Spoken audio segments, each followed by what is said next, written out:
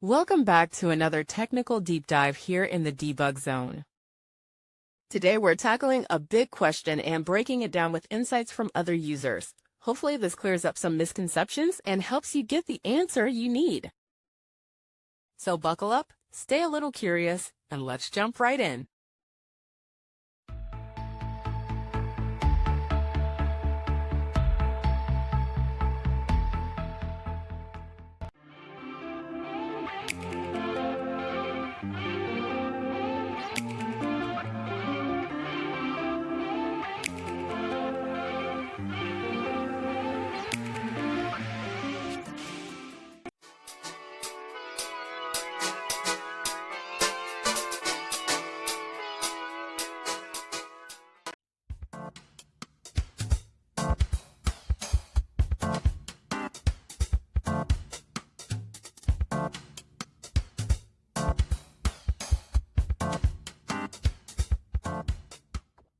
And that's a wrap.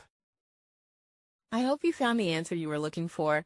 If you did, take a second to hit that subscribe button. It really helps out. And let me know in the comments which solution worked best for you. See you next time in the debug zone.